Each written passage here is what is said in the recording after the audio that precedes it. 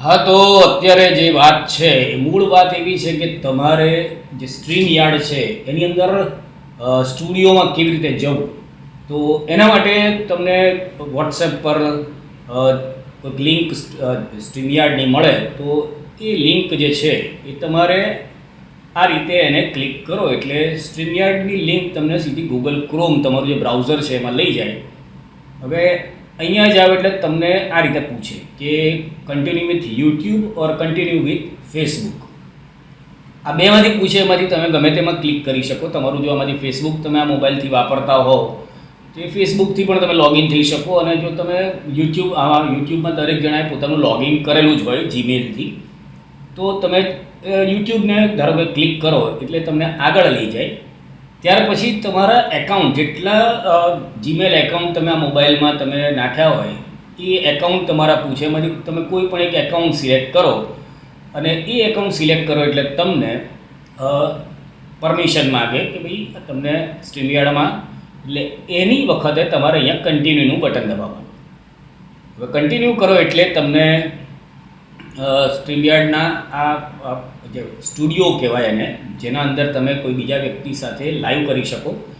અહીંયા મેં અગાઉથી કરેલું છે એટલે મને કન્ટિન્યુઅસ પૂછે, અને મારે જો કોઈ બીજા એકાઉન્ટથી કરવું હોય તો મારે બીજા એકાઉન્ટથી પણ કન્ટિન્યુ કરી શકું. હવે અહીંયા મારું નામ લખવાનું મને પૂછે.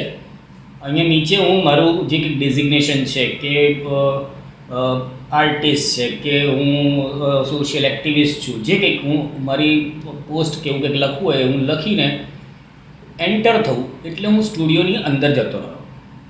હવે આ સ્ટુડિયોની અંદર ગયા પછી ઘણીવાર એવું થતું હોય છે કે તમારું માઇક અને તમારું જે કેમેરો છે, જે તમે અહીંયા મને જોઈ શકો છો કે હું અહીંયા દેખાઈ રહ્યો છું.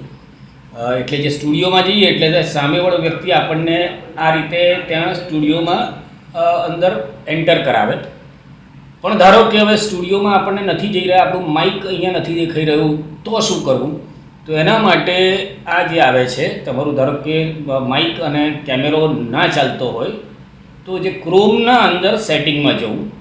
ક્રોમનું આ જે આવે એની અંદર બ્રાઉઝરને સેટિંગમાં જાઓ એટલે સેટિંગમાં જઈને એમાં નીચે જાઓ એટલે અહીંયા સાઇટ સેટિંગ આવે.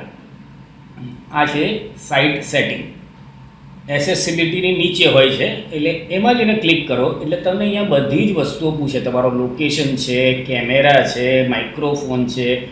તો આમાં કેમેરા અને માઇક્રોફોન તમે ક્લિક કરો એટલે અહીંયા મારું ઓન છે, તમારું ઓફ હોય આવી રીતનું હોય તો તમારે એને ઓન કરવાનું રહેશે.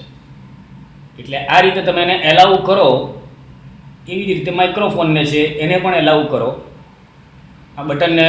એટલે તમારો જે ધારો કે પ્રોબ્લેમ હોય કે તમે સ્ટ્રીમ યાર્ડમાં નથી દેખાતા તો એ તમે ત્યાં દેખાઓ. અને આ રીતે તમે જે સ્ટ્રીમ યાર્ડનો સ્ટુડિયો છે એની અંદર લોગિન થઈ શકો.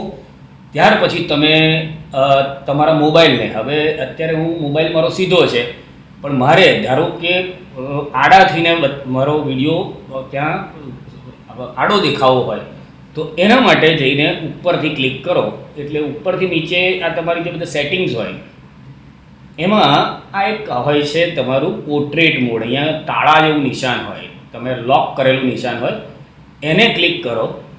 અને એ ક્લિક કર્યા પછી હવે તમે આ ફોનને રોટેટ કરો તો તમે ઓટોમેટિક ત્યાં કેમેરો સીધો થઈ જાય.